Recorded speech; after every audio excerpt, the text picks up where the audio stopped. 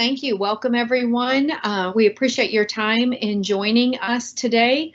As you know, NARI Metro DC and Fairfax County Permitting Department is working together to just open communication, streamline processes, and we really appreciate those of you. I think we had about 16 companies submit information and feedback through the survey that we sent out. So thank you so much for that information.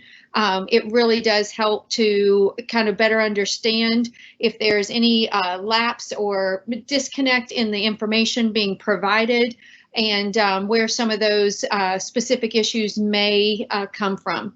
And if you also wouldn't mind, Debbie is going to be kind of taking role and updating our attendance. If you don't mind, if you would put in the chat your name and company for her, and that way she could to make sure you get credit for being here today.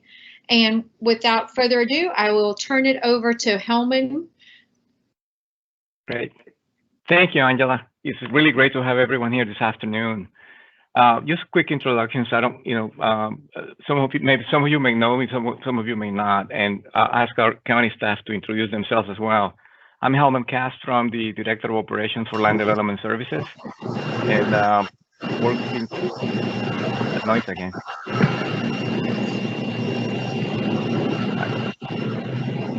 Betsy, you want to go ahead? Sure. I'm not sure.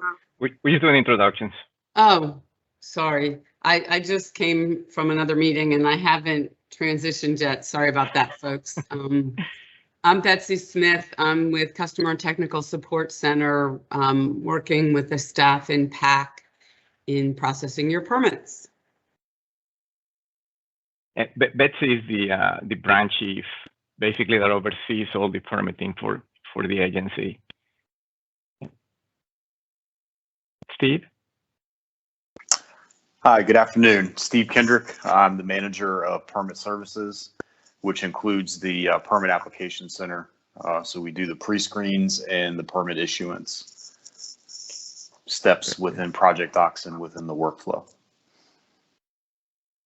Steve and Betsy, do we have anyone else from the county team with us that need to be introduced?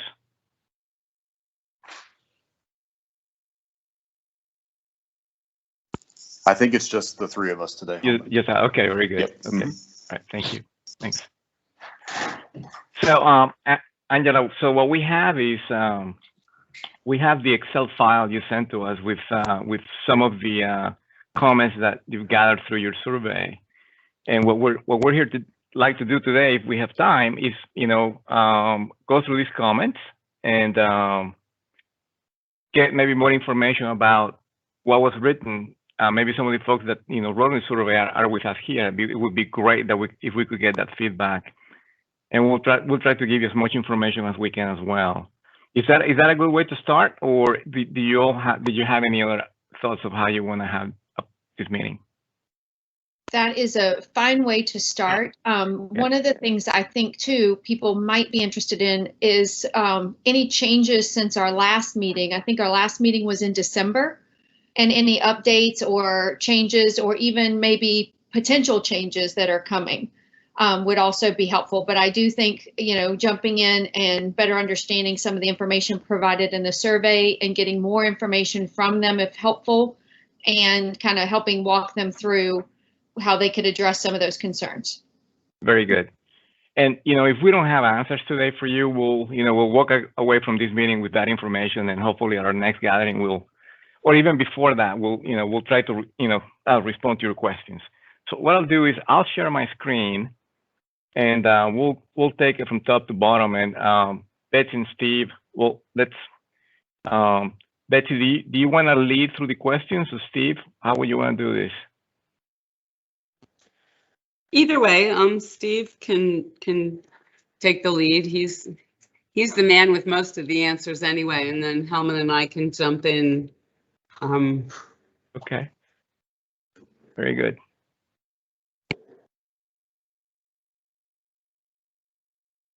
So can you all see the screen? Okay, perfect. So the first comment and the way this is written, so there are, if you look at the top column, and Angela, I believe this is, I'm sure that when they see it in the screen is different than this. This is how the data is collected. I'm certain. Hellman, I think you need to scroll down a tiny bit if everybody else is having the same issue. I start at number 4 as opposed to seeing the header columns. Oh, you can see my whole sheet. Why is that? Does anybody else? No, I actually the whole can't. thing. I can see it. I can see the whole thing, yeah. So it must be me. Okay, never mind. I shrunk it. Now I have. Okay. Actually, I see what you're saying. I don't see, let's see. It's there. I just. Oh, yeah. Okay, I see it. I tried to make it bigger so that I could actually read it. When I do that, I lose the whole screen. Yeah. So let me try to make it bigger. That might help. Is that a little better right there? Yeah, but now I do. I don't know if everybody else does, but I lose row 1. My row 1 is empty. Okay. Yeah. Yeah. I got the whole We're screen. good. Okay. We're good? Okay. All right. So basically we have the name of the company that made the comment. Then we have, so I'm trying to see what this is. I don't have, so this is the, so I guess these folks didn't write. Let's start with this one here. If you're okay, I'm going to highlight this round. We'll start with this, so we can track it as we scroll through this thing. Steve, you wanna run us through it? Hellman, do you see other people who might be trying to get into the meeting? I'm getting a few texts from members who are in the waiting room, I think. Yeah, I don't have. Let me magnify my window here. Let me see here. I don't see an option on my end to accept anyone. Do we need to maybe email the link? I will do that and send that. I'll send that back out. Okay. We have, what I see here is we have 29 folks on the call. Okay, thank you. I'll send that out to the people texting. Sorry to interrupt. Yep.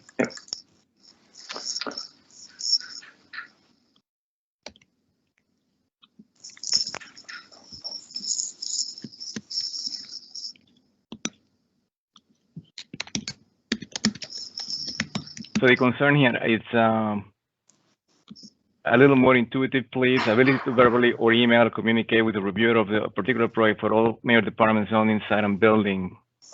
Health department has taken calls and returned calls. So the first comment there, Hellman, the submitting changes to already approved plans, the revision process. We do have online instructions that are step-by-step on how to submit a revision to an approved plan in Project Docs. We can provide that link to NARI for them to share with the membership. And if there are any questions beyond that, they can reach out to us.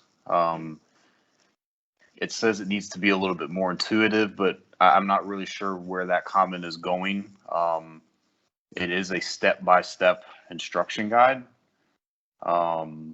So maybe if someone from NARI or a couple people from NARI would look at those instructions and provide some feedback on them, that would help us understand what's not intuitive about it, and we can make some adjustments there.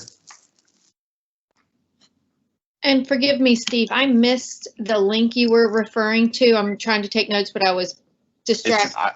I will email you the link. Okay. When the meeting is over. Okay. And then that way you guys can take a look at it and give us some feedback on those instructions.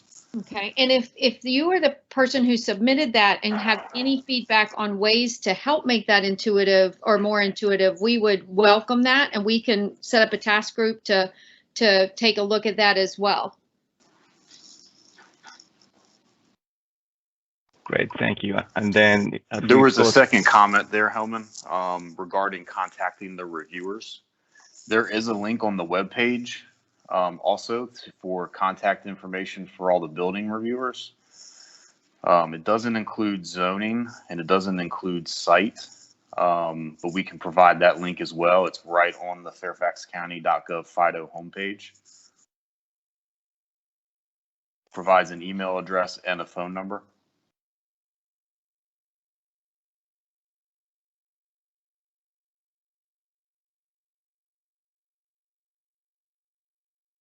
Very good. And yeah, this is a yes. You can see the question. I don't know if you can see this, everyone. You know, it asks about how have you used the online instructions step by step to assist you in making the complete application. Let me, if I can expand this. See if I can grab this. Make it. No, I cannot. No, I can. Hold on. That's a yes. If yes, were you able to successfully submit your application? Yes. If you were not able to submit, what additional information is needed in the instructions? That one is blank. Let's keep going. Describe all the gaps you found between the online information and your ability to submit an application and have it processed. So,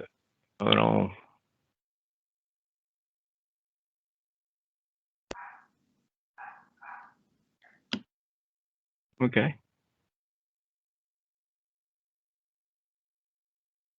Have you signed up for the letters to industry? And we've sent that letters to industry link out in our newsletter a few times. We'll try to make sure to send that out again this month. Yeah, that is, you know, one of the things, and I'm sure Steve, I'm probably stealing Steve's thunder here.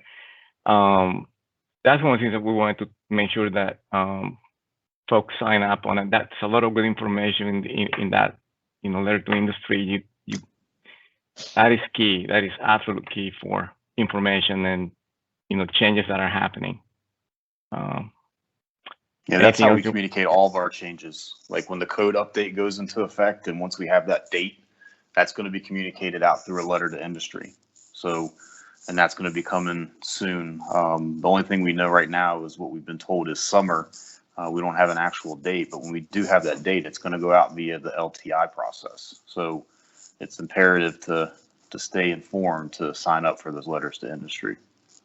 You should have received a notice from NARI yesterday with some of those. Thank you, Ed Messick, for passing that along to me. And Hellman has actually connected me with someone who may be able to help offer a little clarity for some of those. So we're working on a webinar where we might review some of the code updates just to make sure you're prepared for those when they do go into full effect.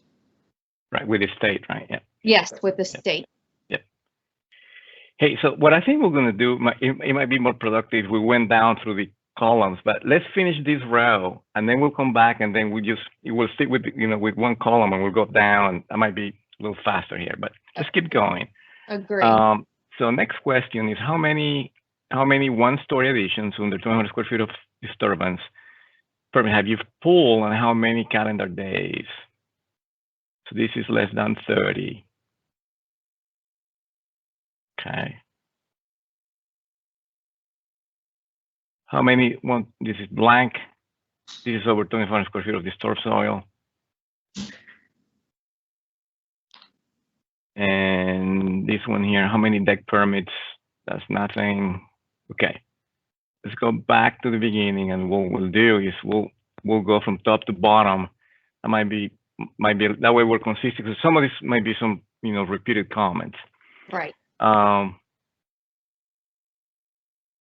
So again, look at this comment here, not specific, just would like an overview of changes. Okay, how can we address that? I think that person just really didn't have any feedback about what they wanted this meeting to address specifically. They just wanted an overview of any changes since our last meeting. Okay. And then the next one, submitting changes to already approved plans, a little more intuitive, please. Maybe we can dive into that as we get through some of these comments and see if there are specifics that people might offer to help us better understand what that means. And then Steve said he has a email or a link that he can share with us to, you know, for that email communication. That's right. And then how to estimate permit fees. Can you give us a little more information on how they would go about using the system to estimate those? Absolutely, yeah. So we have a fee page. On there, there's a link to the actual Appendix Q where you could go in and read the fee schedule. We also have an online fee estimator that we've had for over 10 years. We were the first county in Northern Virginia to have an online fee estimator. That is also there. The only thing it does not do is calculate the technology fee, because the way that it works, we weren't able to build that in, but it does calculate everything else. So I can also provide you with that link as well. That'd be great. Thank you.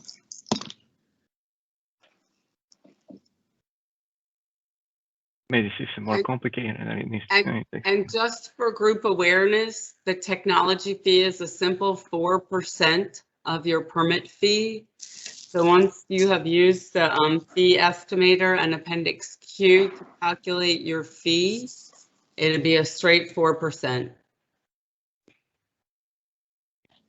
4% of the total of all the other fees combined. Okay. Yep.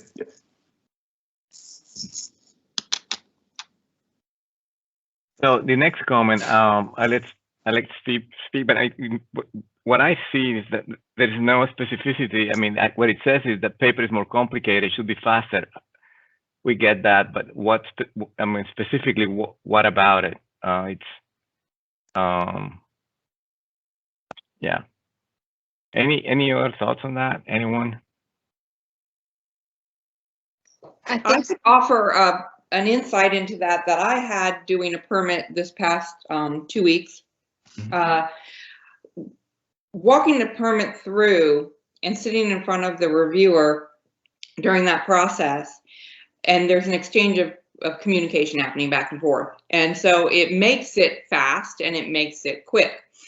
I don't think and I can only speak for myself, when I submitted my permit this time, I did not immediately connect the dots between, I was not going to be able to have any communication with staff. So the simplest questions that might be asked, I was not thinking that I needed to document. I was following the videos, the YouTube videos on what information needed to be provided, but I was not thinking about it from the standpoint of the person sitting on the other side of the desk looking at it for the first time. So, and I could give a specific example, would be normally we would have our existing floor plan, and for a very small remodel like a kitchen, no addition, interior alteration, taking a kitchen and dining room and making it a kitchen. So we're removing a wall. We would submit the existing floor plan, we would submit the proposed floor plan, we would submit the section detail of the structural change that we were requesting to make. We would submit an engineer's report with an engineer's stamp. Okay, boom, boom, boom. That's what we would submit in person. And the plan reviewer across the other side of the table would ask questions if we were walking it through. Well, you know, is there a second floor above it? Is there this below it? Is there that over here? So that part of the equation not having been addressed before could be considered a gap. And so I'm just saying, I watched the YouTube videos multiple times before I submitted my permit through many sessions. And I think that might be something that could be called out as a reminder that you have to think back to if you were actually walking through a permit before, which some of the smaller remodelers do or did, and you'll see those comments throughout, that they have to think in terms of what were the questions that they would be asked when they were sitting across from the table, because you're not going to have that opportunity when you're doing it through Project Docs. So that would be one feedback with regards to why it feels like it's more complicated than it needs to be. And and maybe within the video or within the checklist of submitting for those who haven't. Now all you have to do is go through it once, and you, like you said, you become painfully obvious of what you need to submit. So I just thought that I would offer that piece of feedback on that particular question. Thanks, Cindy. Very good, thank you. I wonder if we could create just a simple, like, be sure to, we do that in our awards program. Sometimes we have to feed them kind of the information that they need to submit. I wonder if there's a quick checklist. Did you remember to describe this, include that, a little checklist? And that may be something NARI members do for each other, And I want to, I'd like to hear Steve and Betsy. When you switch to all electronic, there is a change, obviously. Just like Cynthia described it, you lose that when you're physically, when you're in the building and you have other people around. You lose that dynamic. You gain but you have other gains, and but understood. Understood. Steve, Betsy, any thoughts on that? A couple of just thoughts. One, I thought it was very telling at the end when you said, once you've done it once, though, you'll remember what to do. And I think what we're finding in Fairfax County is that the folks who are doing it more than once are getting more and more proficient at what information to include, and that they're not getting as hung up in the minutia of what was causing us so much problems in the summer and early fall. So there is something to be said for learn as you go. But maybe in the tips and tricks, because I think we do have a tips section on the website, we could add a couple of just very generic tips. My concern with getting into a specific, Angela, like quick checklist is there are so many permit types and Right. so many extenuating circumstances that may or may not come. I'd hate to put out this quick checklist and people then not take ownership of kind of thinking for themselves. Okay, here's the project, here's what the house looks like, here's what the reviewer might want to know, and they'll say, well, it wasn't on your checklist. Right, I understand that completely. But I do think there's some merit to maybe some quick tips in that tip section that says, hey, don't forget to think about surrounding environment and how it might affect the design, or something very generic like that might be very helpful.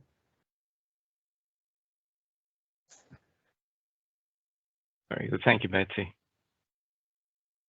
All righty. Let's move on to the next line here. Can you all see that? I worry that. I'll read it out. Timeline for reviews, particularly site and zoning. These are things they wanted us to cover in today's meeting. Ability to contact reviewers. I think we're going to share a link for that. Amount of time it takes to get a permit issued. And will there be an expedited process for one-story additions with less than 2,500 square foot of disturbed area, similar to the process before lockdown? So those are questions that this company would like to see answered. So timelines for reviews and amount of time that it takes to get a permit issued, we are working on a report that is proving to be somewhat difficult because we need to pull data from two different systems that don't, other than passing certain pieces of information back and forth, don't really talk to each other that much when we're looking for specific data points related to the 2,500 square feet over, under, etc. So we've seen some drafts of that report. They're not really what we're looking for yet, but we are still working through trying to get some timelines out there. So that is, coming soon. Ability to contact reviewers. Again, I will send you that link. It's available on the webpage. It's on fairfaxcounty.gov/FIDO. It's on there. It's Let me pull it up real quick and tell you exactly what it's called. It's called Contact Your Building Plan Reviewer. So it's there. I will send that link out once the meeting is over so that you guys can pass that through. Expedited process for, the stuff that used to be walkthroughs, basically. I don't think that we've had that conversation internally. We need to have all the departments at the table to have that conversation, and we just haven't gotten around to it yet. We do know that the times are decreasing. We know things are coming through faster. I saw a one-story screen porch that I issued the permit today, and it was done in 6 days. So, and that was a project that went through with no comments. Plat was perfect, plan was perfect, all the way through. So we do know that the times are coming down, and we're continuing to work to get them down further than that. But I don't think we're at the point where we're going to have that conversation about replacing essentially the walkthrough process.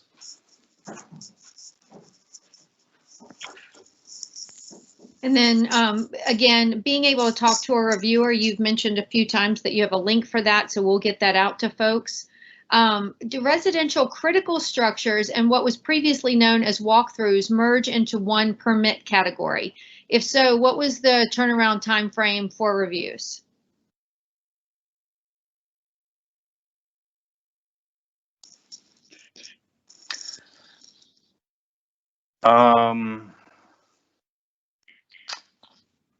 So anything that's a residential new or larger project goes to a certain group of reviewers, and then everything else that is previously known as a walkthrough goes to a different set of reviewers. So they're not sitting in the same line. So I don't know if that's what that question is asking. If it's all in one group, it's not all in one group. It is sitting in two separate batches of work. I don't know if Jorge is on the call with Case Design, but Jorge, does that, if you are on the call, does that answer your question, or do you want to elaborate on your?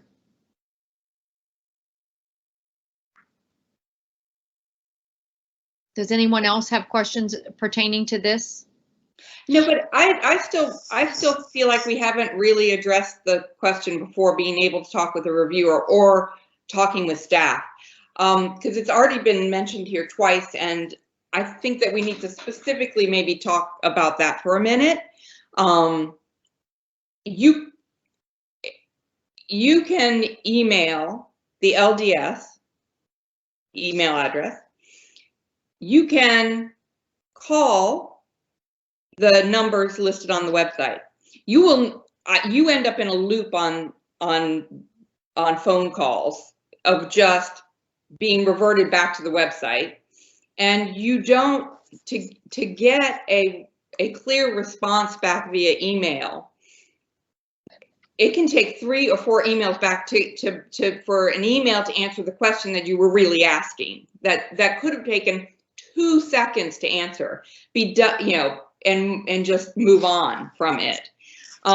There has to be a way at the very beginning, whether it during the pre-screen, during the review, there has to be a way to be able to communicate with the county staff. They do it in Alexandria, they do it in Loudoun. They're certainly not as big of counties as Fairfax, understandably, but and this isn't a whole new process for Fairfax, which I completely understand.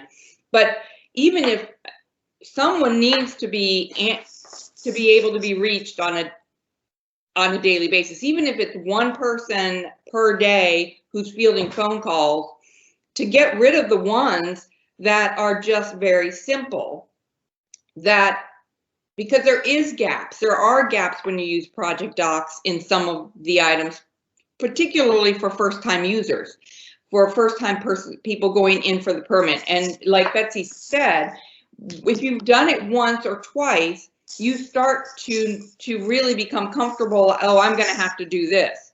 And again, I can be very specific on an item, which would be electronic signatures, which at a meeting that I was on a couple months ago, we talked about, that wasn't clear on electronic signatures when you have to have them and when you do not? Or do you just have to have them no matter what on every permit you submit? Because the website on the land development page gives you one set of information.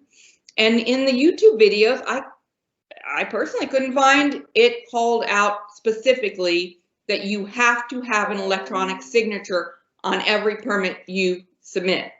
Now, if that's not the case, if you do not have to have an electronic signature by the engineer and or by the contractor on every permit that you submit, then the pre-screen permit technicians need to be advised that that's the case. And that way, the information that's on your website, which basically says that for building permits under what is it? I think on your website it says under 5,000 square feet for residential, do not require a electronic registered signature. But when you get into pre-screen, it will be put on hold until you supply the electronic registered signature and a DocuSign signature on top of it. So not just an electronic registration from an engineer would not be enough. It also has to be a DocuSign signature with that. It will not move from pre-screen until it gets that. So you can waste 7 to 10 days trying to figure out what exactly is it they're asking me for when you're moving about through the system. And it would have been a 2-second phone call. It would have been fairly easy. So I feel like we need to not just have an email address, because emailing, it's not, that's not working. I can tell you from personal experience, it didn't work. So I'm going to try to address all that in pieces. I'm going to start with the phones, okay? Thank you. The phones, we are receiving upwards of 350 to 400 phone calls a day post-COVID. Pre-COVID, we would get about 200. Okay, so the phones have doubled, and that's to be expected. We are in the process of putting together a customer service team that will be in the phone tree. We're getting positions to staff and fill that, and they're going to basically triage those phone calls. They're going to try to sort out the issues that are administrative, like I don't know how to load a sheet, those types of things that are not permit tech issues. And then the things that are permit tech issues will continue to go to the permit tech that is on the phones for that day. There's a permit tech on the phones every day, one in the morning, one in the afternoon. That has not changed since before COVID. That's the same model that we had in place before. As far as the reviewer phone numbers, their direct numbers are online in that link. I just pulled it up. I looked up Brett Breeding, who is a residential reviewer, and his phone number is there. You can pick that phone up and call him immediately. But we have to have time to put these things in place. It is the county. Things move slow. Things don't happen quickly, and we have to do the best we can with what we have. But there is a plan. We are moving forward, and we should have some additional positions to address those phones in the near future. I don't know if Hellman knows where that's at currently, but I do know that it's in process. Thank you, Steve. Let me chime in a little bit. First of all, Cynthia, I want to say thank you for your feedback. This is exactly what we want to hear, because if we don't hear that, that's really good feedback. We have, because we're aware that that's happening, we want to provide a better service. We have a customer experience team that has been stood up. It's in its infancy. It's in our project management team, and they're standing this group up with staff that are going to be managing phones so that we can do, a better job, to be honest, handling phone calls and handling you with the phone, with taking care of, simple things and moving things. So the way these folks are working, so training is a key piece when you stand up a team like this. And we're training the folks on the phones how to deal with the questions, triage the questions, if you will, to send them to the right place. So these folks are going to be taking calls, and then they get transferred to different places in the organization so they can continue to be served properly. but we hear you loud and clear. I want to also add, Hellman, that part of the stand-up of this customer group is the continuation, expansion, and potentially better use of what we've been calling appointments. And some of them are virtual appointments where you're sharing screens, and they can become very much more technical in nature and getting into actual things like type of permit based on work or some other questions like that. And some of them are just, I can't find the button in project docs, and those can be handled by sharing screens or phone calls. So we have set up an opportunity, and it starts with this customer team, to request kind of, rather than just that random phone call, some specific assistance, and they will screen what assistance you need to try and get you to the right group of people, so you don't end up in that loop you referred to, Cynthia. And we can get you that link as well. And that's really all we can ask, is that you guys recognize that it can't go like from me, from the outside looking in, it kind of looks like it's just the phone is there just to put you through this like loop, and you just keep going through this loop, and there's nobody on the other end. And it's nice to know that you have a team, and that maybe some people's calls are getting answered. I couldn't even figure out if anybody's calls were getting answered the way that I was being spun into the loop. So it's nice to know that you're addressing it. All right, I think the other thing that you had, Cynthia, was the protected electronic signature. So I'm going to try to address that too. And I will also send out the code section from the Code of Virginia that governs this requirement. Yeah, this is a state requirement. Yeah, so I have it here in front of me as well. Yeah, I'll send it to Angela so she can give it to all of NARI, or if you have it, you can pass it out. But this is a state requirement. We are fully aware that Fairfax County is the only jurisdiction that enforces this. It's a decision that was made by our building official. It's not something that I can undo. It was his call to enforce this. We have a very good working relationship with DPOR, and he wanted to maintain that. So this is where we are when it comes to the electronic signature. You are correct. Residential, for the most part, as long as you're using the prescriptive code, you do not need a seal and signature from a registered design professional. However, if you submit a plan with it on there, we are going to require it because the seal is there. The protected electronic signature needs to be there. There's really not a ton that I can do about that, other than to say, if you're submitting something that doesn't need the seal and signature, then don't put it on there. If you're using the prescriptive code on the residential side and it's not required, then don't put it there. Because if it's there, then the technician is going to fail it if it doesn't have the protected signature. The protected signature that we're looking for can be done through either a DocuSign or Adobe Pro. There are other products out there. We're not endorsing those two, but those are the two most widely used with industry. Either one of those or something comparable is acceptable. But when we download the PDF, we need to see that signature is there.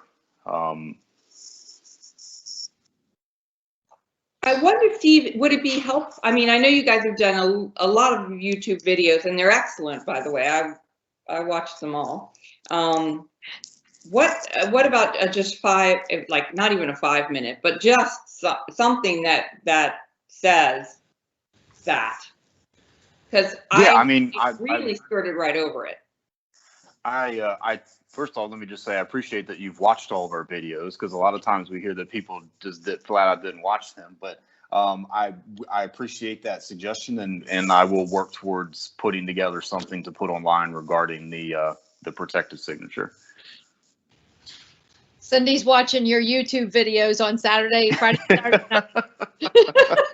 Desperate times, let me right, with a glass of wine. But I do think that's helpful to let people know, kind of give them that little tip. Like, if it's not required, don't put this in, because once you put it in, it opens us up to have to go to this next step. Okay. Or if you're gonna have the seal, if you're gonna submit the seal, then know that you have to have the electronic signature with the seal. Either would have been fine. It just wasn't, I just was like, I just didn't understand what was happening.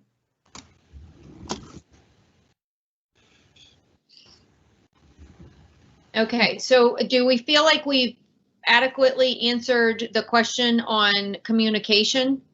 And okay, this person just wanted to get more familiar with your permit process, and hopefully they're finding that's the case today. Again, I would highly recommend YouTube videos that the county has put out. A new process for what used to be walkthrough permits. I don't know if there's specific questions on that, but we have, you know, let's see, is there something we want to share about that, Steve? We know and understand that that is still a gap. We are working internally to see what we can do to close that. And this is kind of a random question, Steve, but have we given any consideration to having like a virtual walkthrough where people literally could get a person that's dedicated to them and they spend a little, you know, they set specific appointments to actually do that virtually? It's a difficult thing to coordinate when you have to have 3 or possibly 4 people all at the table able to do the review at the same time. I'm not going to say that it's a no, but it's something that has been suggested before, and we're trying to do the best, I think, to figure out what to do with those previously determined walkthrough permits, and have not gotten there yet. Okay, well, thank you. Mm-hmm. All right, inability to get anyone to answer questions on the project docs requirements when needed. Cindy has been able to address those. And Cindy, do you feel like, are there other things that you want to mention there? No, no, I think that I don't know that everybody knows, you know, like, I know that you can email the permit tech. There's a place you can go, and everybody's email address is on the project flow worksheet or something, where it has everybody's email. And so it was just that, it wasn't just phone, it was email. It was not a response coming back anyway. So I think we've covered that. Okay, thank you. And then speed of process, I think Steve has mentioned that they're currently working on a report to show the speed for each part, but they're having a gap in the 2 systems being able to communicate and getting both of them to. Is there anything else, Steve, with that, with speed of process?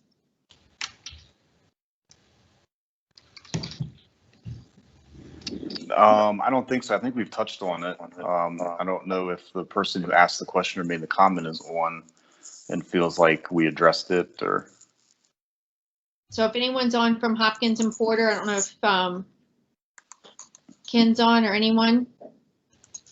Don't hesitate, folks, to speak up. We're all here for the same purpose, and that's to, you know, to streamline this process and help provide valuable feedback. So, Angela, can I jump in? Absolutely. Is that Mark Gill? It is. Yes. Hi, Mark Gill.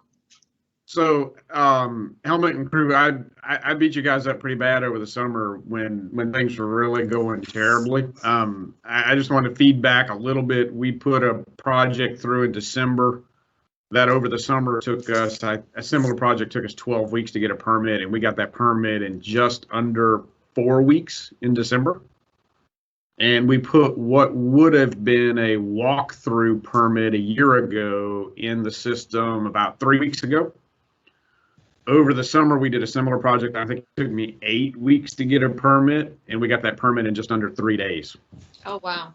So whatever we're doing, we're not where we were. We're not probably yet where we want to be, but the difference between 6 months ago and right now is pretty dramatic. So I just want to feed that back. Mark, thank you. That's really great to hear, and we really appreciate that feedback. All right. So let's see. Relevant information for third-party inspectors. Do we have any of our friends from soil consultants on here? Or Steve, do you understand the question? I'm not quite sure, but even if I did, I don't think I could answer it because I feel like that's more of an inspection thing, and we don't have anyone on today from inspections. But if they have anything specific that they want to email me, I can pass that along to Jim Cantor, who is the director or branch chief for inspections. All right, I will reach out to, I know some of the soil consultant folks are on here. I'll reach out to them and see if I can connect you with them, and so we can get them connected to the inspectors, okay? All right, next one, sorry. Aside from everything taking longer, which is understandable to a point, the lack of visibility into what is happening with our project applications, if anything, is infuriating. Would it be possible to create a queue? Sorry.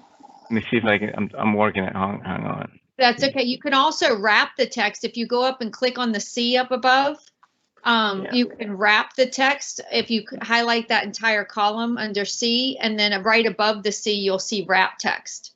So right there, click that, and then up over to the left slightly, right there. Nope, up one, there, boom. Okay, and then you might have to stretch out row 16. Yeah. I think if you go over to the number 16 and that bottom line under it and pull it down, it'll let you pull it down. Sorry.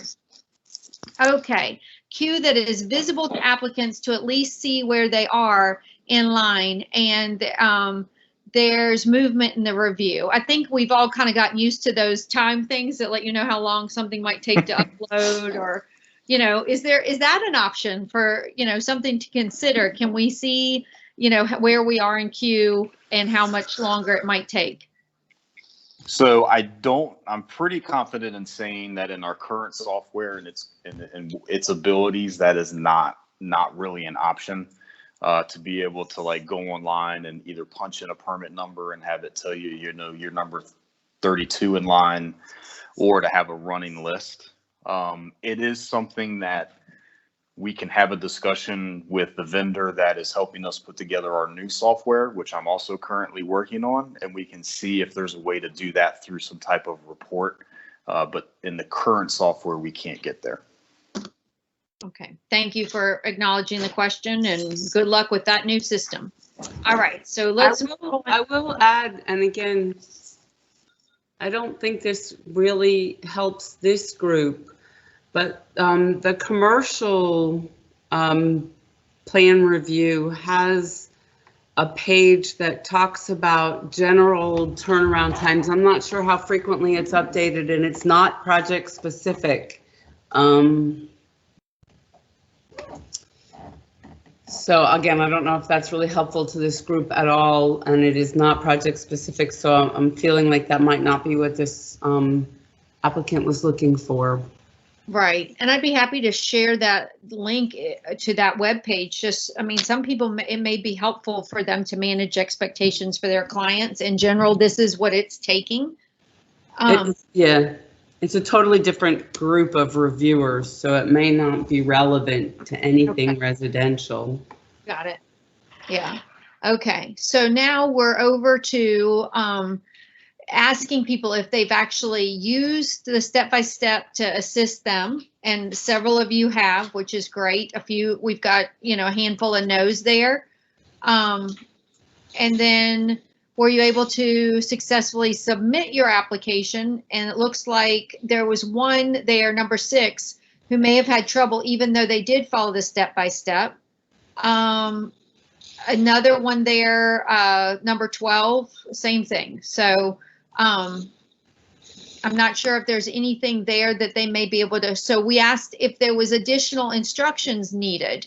And one of the things mentioned there is a breakdown maybe in communication between departments. So I'm sure that's something that Hellman and his team may be working on and improving with the online system. Is that accurate, Hellman? Yes. Okay. All right, and it is unclear the requirement for the protected electronic signature for residential interior alteration less than 5,000 square foot. The web page on Fairfax County site says it does not require it for less than 5,000. I think there's more there to read if we want to. Didn't we already sort of speak to that with Cindy's comments? Yeah, and then that was this was my comment. So yes, we did do that. So the only thing I would say that they could clarify is wet seal versus electronic seal. Are you saying don't include any seal, wet or? And I think that's what I was getting from Steve. So yeah. Right. If you include the wet seal, then it must be protected. If you don't, if you're not required to have sealed drawings, don't include the wet seal, or you don't have it protected. So, but, and this is just a weird thing, but it says on the website for land develop, the LDS page, that residential alterations less than 5,000 square feet for residential buildings. But if you're taking a structural header out and you're replacing it with a structural header, you're going to need an engineer's report. Are you saying just don't have the engineer stamp it? Or am I misunderstanding that in its entirety?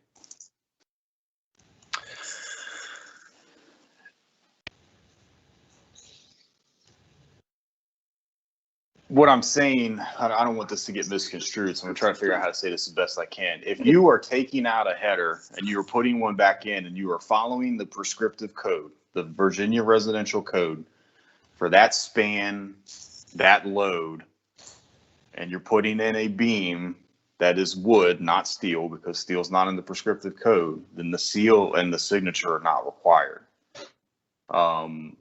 I think that what we should do is the next time we have a NARI call is we will have maybe Anthony McMahon from Plan Review on so that he can discuss that with us a little bit more in detail.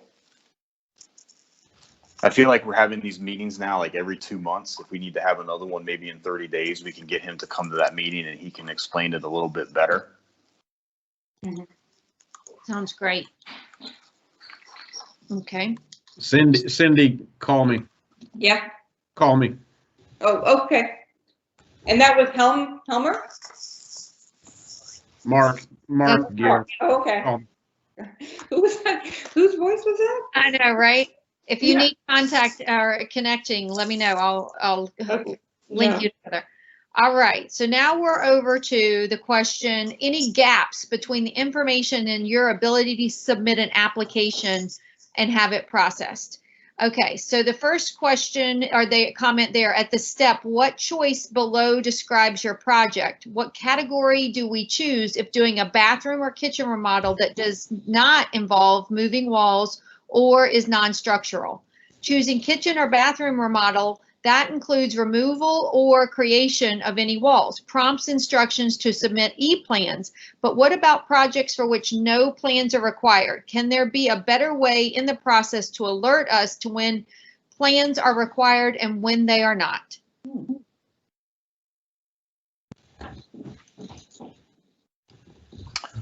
So I can tell you that when we did the upgrade in November, we made an attempt to try to automate issuance of non-structural permits.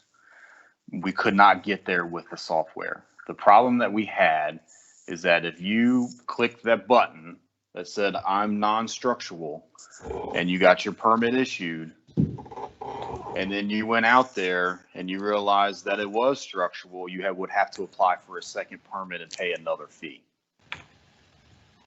So we felt like that was not the path forward. And we actually do get quite a bit of permits that are issued as non-structural that come back with a plan later. It just is what it is. So what we decided to do is to leave it as it is. If you have a project that is non-structural, process the application as an interior alteration, description of work, etc. Pay the fee. Do not click the button to upload a plan. Contact LDS permits, the inbox, send an email and let them know that you have an application that is non-structural that needs to be issued, and a permit tech will issue that permit. Okay, does everybody, maybe that's one of those moments, Steve, where we can add that information and answer that specific question. I think there are a few things here that we might be able to add little bullet points of things we learned in this meeting. Yeah, so I've got an email started to send to you, and I will add instructions to this email to deal with that specific scenario. Thank you. I would imagine that's a pretty common one. Okay, Yes. overall, the process has improved nicely since last summer and increased familiarity by the industry after multiple submissions has helped. That's good to know. Again, communication breakdown with departments. Time should be, with each other and to email every time should be submitted and automatic should run through the departments for review. I'm not sure I completely am reading that or getting that completely, but it sounds like, again, they're hoping that this would be a more automated process. And is that the way you're reading it? I think it speaks to internal communication. Okay.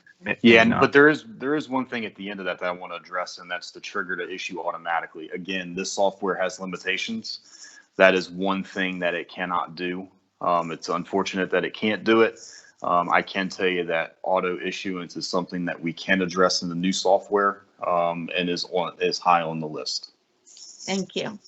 And can you remind me, Steve, what is the timeline for that? I know it's a while out, but what is the timeline for the new software? I think it's safe to say sometime in 2022. Okay. I can't tell you if it's at the beginning of the year or at the end of the year, but sometime next year. We keep saying winter 2022, but we're not going to argue whether it's the January, February winter or the November, December winter. Like very diplomatic political answer there, Betsy. You should run for office. All right, let's see. There's still gaps with the online process. I have to call the county for help. For example, after all the county reviews completed, the system is still pending for review. There should be a trigger automatically. Okay, and you just addressed that. That is a current weakness of the existing system. Do you have any recommendations for folks that are experiencing that? What should they do?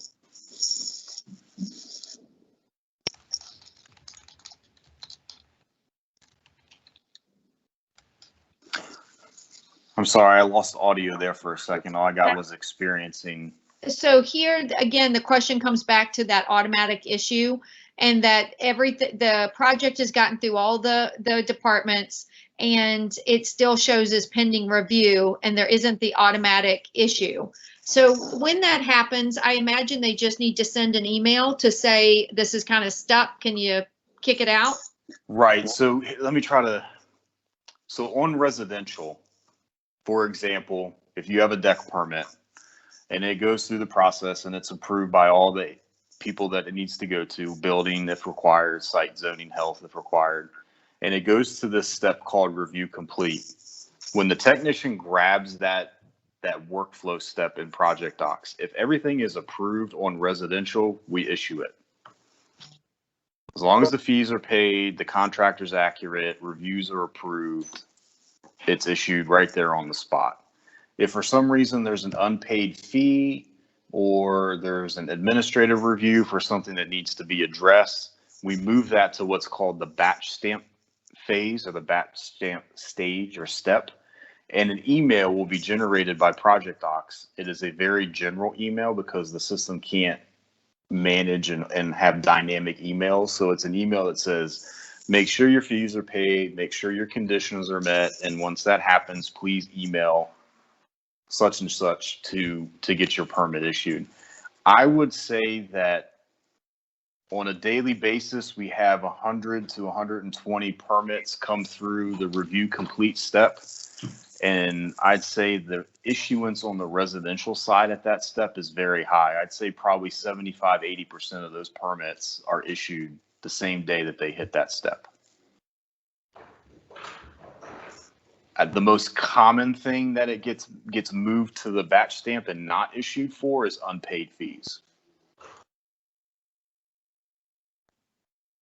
And we'll get that fee calculator link out to everyone. So maybe we can help with a little bit of that. Okay. Any other questions from anyone on that? Okay, this next question, let's see, it's unclear if they want the licensed individual to sign with a protective signature every submission cover sheet drawing. A RDP is not required in these instances, so further clarification is needed.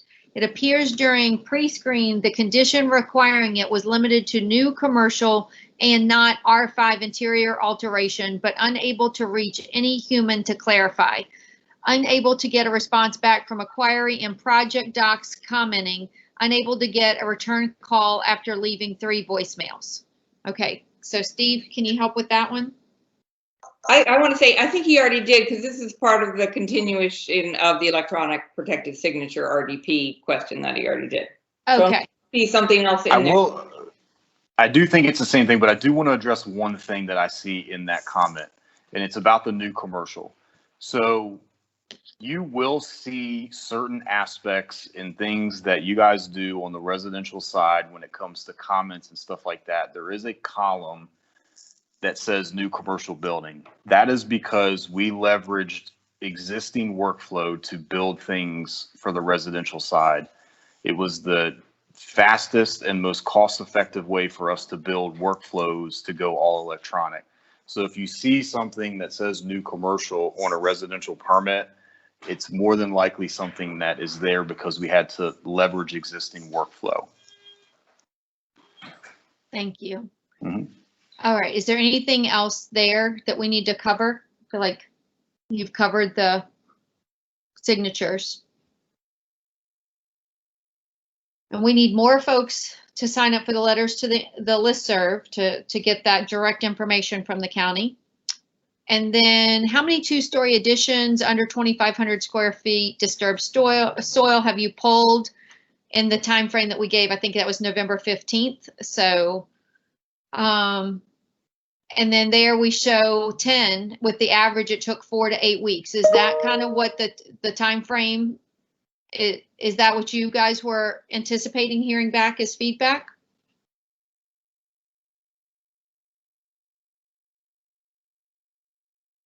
Or is that kind of on track with what your thoughts are as to the timeline?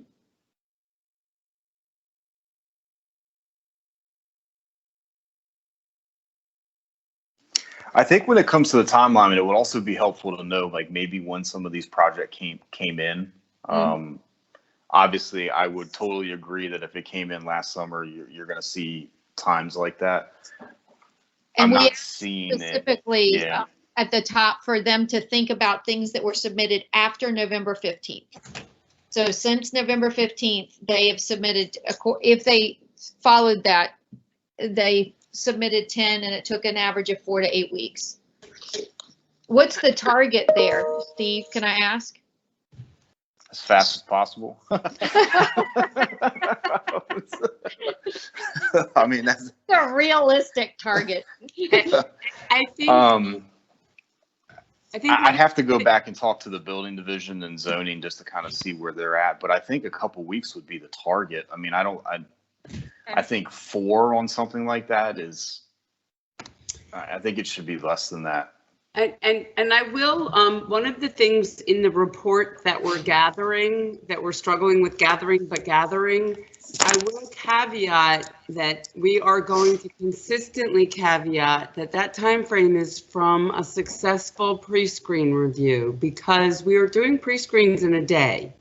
It is next day 95% of the time. You know, there are some situations where the county may have a holiday, but industry doesn't, that it may take us 2 days, but we're at like 98% of the time next day turnaround on pre-screens. But if the applicant is not addressing pre-screen comments, or which we see people just flat out ignore them and submit exactly the same thing over and over again, we can't control that time from beginning to end. So we will caveat that 2-week goal to sort of the end of a successful pre-screen to when it actually gets into the review cycle.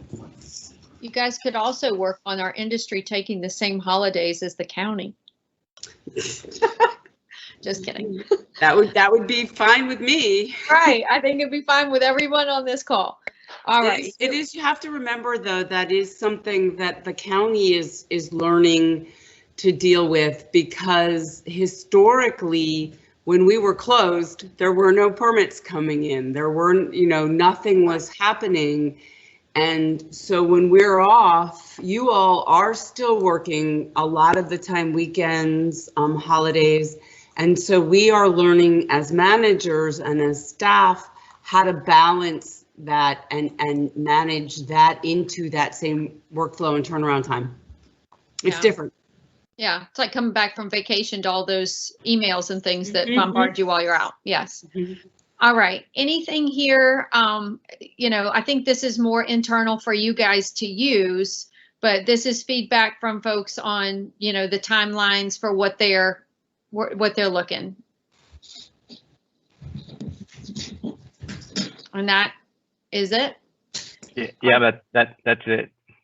Okay. Are there other questions? We're kind of at the hour and 8 minutes here. So anybody else have something that you feel like is important to mention, to bring up, to share?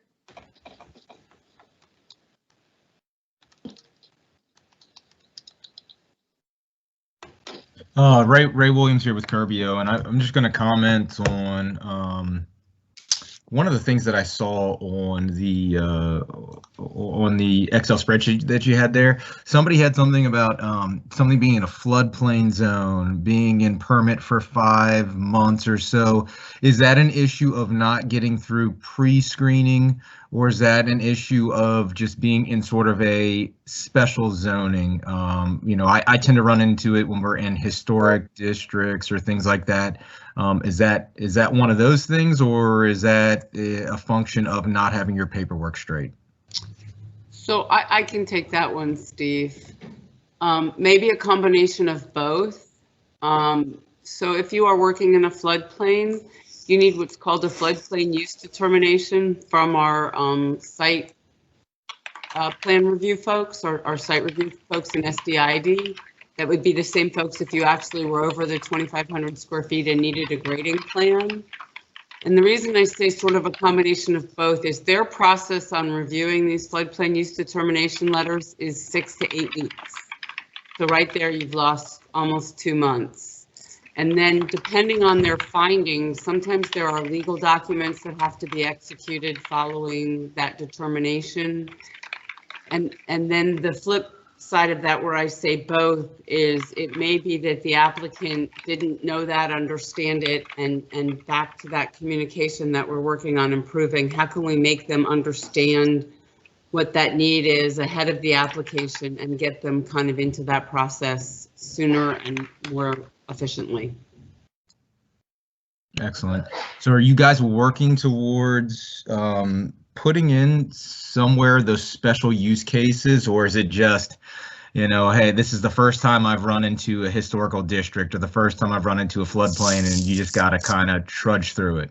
So Steve, you can add some of the links to maybe Jade, which is sort of our GIS public-facing software application, that if you know the address, the parcel information, you can go into this software and you can find generally GIS layers that will show you these overlay districts that include floodplain, resource protection area, RPA, if there's a historic preservation area.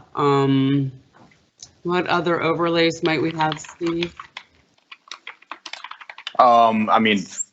Floodplain, RPA, historic, 100-foot buffer, or Right. stream buffer. All those layers should be there.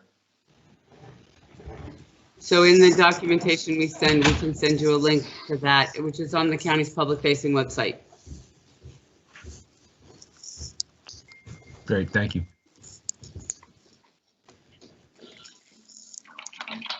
All right. Okay. Any other questions? Thanks, Ray. Trish, do you have a question? You're muted, love.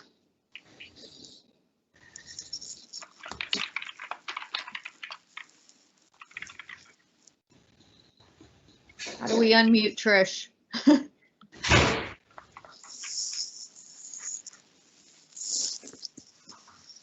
Trish, when I hover over the bottom of my screen, a little thing pops up. Kind of move your cursor on the middle and see if that allows you to get to it. Thank you, Angela.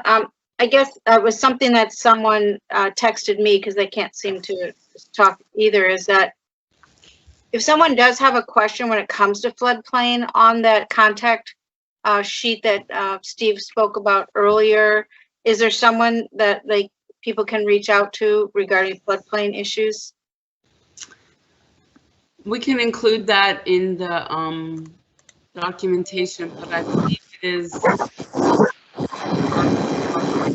SDID admin, and they will give you proper staff within SDID. So I think it's SDID admin, and I don't know if there's an S, but I don't believe so, at fairfaxcounty.gov. And if you know the magisterial district that you are in, if you include, or just the property address in an email to them with questions, they'll connect you to the proper reviewer. And the last thing I want to say is that as a NARI member, I mean, we have our own listserv, and it's such a wealth of knowledge with people that are pulling permits, know the knowledge of it, et cetera, et cetera. If any member is having issues that they can't seem to get through, why don't you throw it out, and a member to member can maybe help guide you to get it through a little bit quicker, and we can all learn from each other a little bit. So why don't we use our own system also to help each other? Amen. Good suggestion, Trish. That is our best resource there. And if we can't get a member who can help you, we can always reach out to our friends over at Fairfax County and see what we can get. I missed that email address for the floodplain thing. Betsy, maybe Steve could add that in the email Yes. he's simulating. All right. But Well, it is, yeah, he'll just add it. Okay. I want to make sure we are respectful of everyone's time. So thank you all for participating with us today. Hellman has recorded this. I can share that with you. We will get an email out to all of you, especially if you I didn't find the chat. I told you to put your name and email in the chat, but you're welcome to email me to make sure that we have you on this. I'll send it out probably to all Virginia members, the links that Steve is sending me, etc. And Steve Larson, are you at the beach? You're muted. We don't want to hear from him anyway. He's at the beach. He may not be. They have, you can in 3 dots. Yes, folks. I truly am at the beach, so I apologize to everyone. Yes, the SDID admin is the correct address for floodplains. Our company does a lot of projects in the Belhaven floodplain. The real threshold is 2,500 square feet. If you're under that, the process is very simple, and I've gotten projects through in 3 to 4 weeks. But if you do require, obviously, the grading plan, that can go up to 6 to 8 weeks. Thanks, Steve. Enjoy the beach. You've earned it. All right. Thank you. Okay. We all are just jealous. I am, at least. All right, everybody, have a great afternoon. If you need anything, please email. My email is executive@narimetrodc.org. All right. Y'all have Thanks, Angela. Thanks, everyone. Thank you so much. We'll see you next time. Steve, Betsy Hellman, thank you. Thank you. Thank you.